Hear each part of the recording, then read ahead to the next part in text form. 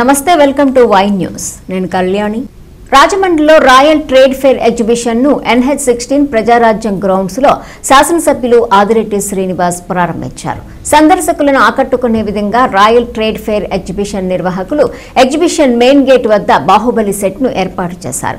Exhibition ground లో అయోధ్య రామ మందిరాన్ని తలపించే విధంగా ఏర్పాటు చేసిన నమూనా మందిరం విశేషంగా ఆకట్టుకుంది.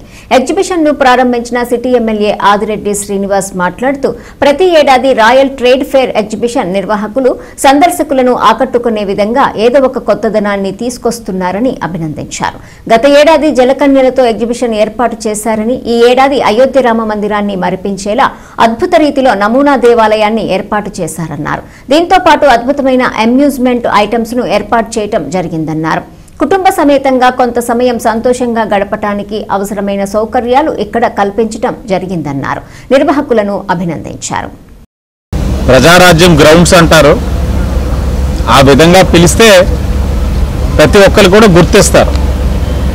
ఆ గ్రౌండ్స్లో ఆర్గనైజర్స్ ప్రసాద్ గారు, వెంకటేశ్వర రెడ్డి గారు, గురు గోపీనాథ్ గారు రాజమహేంద్రవరంలో ఇప్పటికే ప్రతి సీజన్ ఒక మంచి ఎగ్జిబిషన్, ఆ ఎగ్జిబిషన్లో కూడా మంచి థీమ్ ఓరియంటెడ్గా తీసుకొచ్చి ప్రజలందరినీ కూడా ఆనందింప చేయడం జరుగుతూ ఉంది. ఎందుకంటే ప్రతి ఒక్కరూ కూడా వారి యొక్క దినచర్యలోని ఎంటర్టైన్మెంట్ని కోరుకుంటా ఉన్నారు. ఎంటర్టైన్మెంట్ ఒక మంచి మూవీ ద్వారా రావచ్చు, ఇలాంటి ఒక మంచి ఎగ్జిబిషన్ ద్వారా రావచ్చు. మరి ఎగ్జిబిషన్ పరంగా ఆయన గత సంవత్సరం కూడా సాగర్ కన్యల ద్వారా ఒక మంచి థీమ్ పెట్టారు. ఇదే సీజను మరి అది కోఇన్సిడెన్స్ ఏ విధంగా కలుస్తూ ఉందో కానీ అప్పుడు నేను ఓపెనింగ్ వచ్చినప్పుడు కూడా ఇలాగే వర్షం, ఈ సీజన్ వచ్చినప్పుడు కూడా ఇలాగే వర్షం వస్తూ ఉంది. కాబట్టి ఆర్గనైజర్స్ ఎప్పుడు పిలిచినా నేను ఓపెనింగ్ వచ్చే టైం వర్షం పడితే నేను కూడా ఫిక్స్ అయిపోతాను. అండ్ ఎగ్జిబిషన్ వరకు చూసినట్లయితే అయోధ్య రామ మందిరాన్ని రిప్లికేట్ చేసే విధంగా ఒక నమూనాని ఇక్కడ ఏర్పరిచారు. చెప్పాలంటే నేను కూడా ఇంకా అయోధ్యకి వెళ్ళాలా అంటే ఇంకా టైము రాలా, ఆ పిలుపు వస్తే నేను వెళ్ళవలసి వస్తుంది. ఎలా ఉంటుంది అన్నది నాకు కూడా తెలియదు. వీళ్ళు ఏదైతే ఆన్లైన్లో వాళ్ళు పబ్లిష్ చేశారో ప్రస్తుతం ఇప్పుడు జరుగుతున్న కన్స్ట్రక్షన్ పరంగా ఉన్న రామ మందిరం ఆన్లైన్లో చూసే నమూనాని ఇక్కడ రిప్లికేట్ చేశారు. చాలా అద్భుతంగా ఉంది. బహుశా అక్కడ ఉన్న రామ మందిరం మీరు చూపించిన దాన్ని బట్టి ఇదేనా అంటే మాత్రం అద్భుతంగా ఉంది. మనసుకి చాలా ఆనందం కల్పించింది.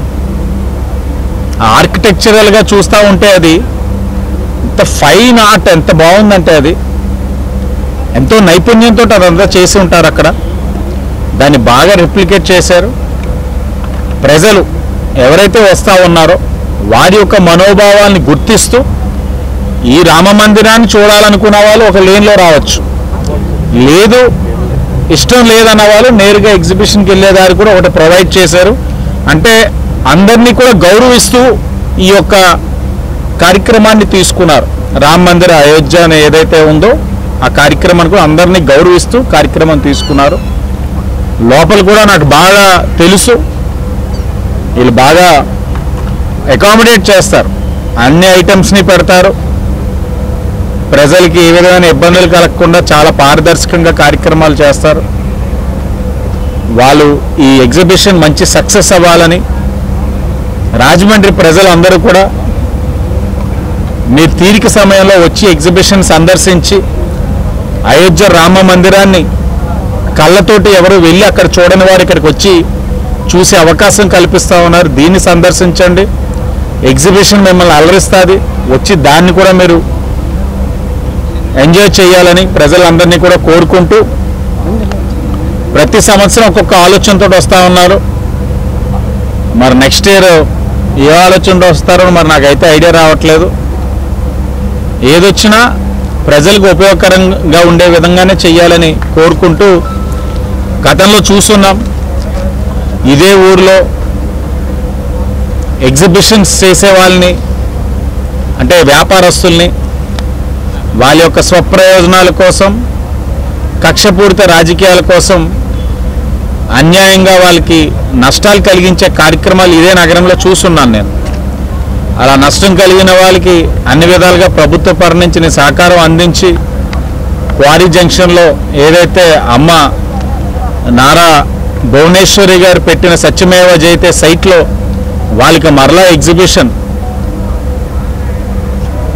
ఏ విధమైన టైం బౌండ్ పెట్టకుండా వాళ్ళని నడుపుకునే విధంగా నష్టాలు భర్తీ చేసే కార్యక్రమం తీసుకున్నాను. వ్యాపారస్తులు బాగుండాలని కోరుకునే మనిషిని, కాబట్టి ఈ వ్యాపారం కూడా బాగుండాలని మనస్ఫూర్తిగా కోరుకుంటూ మరొకసారి నన్ను ఆహ్వానించినందుకు ఆర్గనైజర్స్ వారికి మనస్ఫూర్తిగా ధన్యవాదాలు తెలియజేస్తూ, మీడియా వారందరికీ కూడా నమస్కారాలు తెలియజేస్తూ అందరికీ ధన్యవాదాలు. దేవి శరన్నవరాత్రి మహోత్సవాలకు ఆహ్వానం. తొండంగి మండలం ఆధ్యాత్మిక నగరం ఏవి నగరం శ్రీ దేవి భూదేవి సమేత శ్రీ కళ్యాణ వెంకటేశ్వర స్వామి వారి దివ్య సన్నిధిలో మాజీ ఆర్థిక శాఖ మాత్యులు గౌరవ శ్రీ యనమల రామకృష్ణుడు విజయలక్ష్మి దంపతులు మరియు గౌరవ ప్రభుత్వ విప్ శ్రీమతి యనమల దివ్య గోపీనాథ్ దంపతులు, ఏలూరు ఎంపీ గౌరవ శ్రీ పుట్టా మహేష్ కుమార్ కృష్ణ సాహిత్య దంపతుల సౌజన్యంతో జరుగుతున్న దేవి శరన్నవరాత్రి ఉత్సవాలకు తరలిరండి. శ్రీ దుర్గాదేవిని దర్శించుకోండి. జగన్మాత కృపాకటాక్షాలు పొందండి. తొలి రోజు శ్రీ అమ్మవారి నిజరూప దర్శనం. 23వ తేదీన శ్రీ బాలా త్రిపుర సుందరి అలంకరణ. 24వ తేదీన శ్రీ గాయత్రీదేవి అలంకరణ. 25వ తేదీన శ్రీ అన్నపూర్ణాదేవి అలంకరణ. 26వ తేదీన శ్రీ లలితా త్రిపుర సుందరీదేవి అలంకరణ. 27వ మరియు 28 తేదీల్లో శ్రీ మహాలక్ష్మీదేవి అలంకరణ. 29వ తేదీన శ్రీ సరస్వతీదేవి అలంకరణ. 30వ తేదీన దుర్గాదేవి అలంకరణ. అక్టోబర్ 1వ తేదీన శ్రీ మహిషాసుర మర్దిని అలంకరణ. 2వ తేదీన శ్రీ రాజరాజేశ్వరీదేవి అలంకరణలో దర్శనమిచ్చే ఆది పరాశక్తిని దర్శించుకోండి. 29వ తేదీ ఉదయం 7:30 గంటల నుంచి సరస్వతి పూజకు విద్యార్థులు పిల్లలు తరలి రావాల్సిందిగా, కుంకుమ పూజలకు భక్తులు 50 మంది తరలివచ్చి జయప్రదం చేయ ప్రార్థన.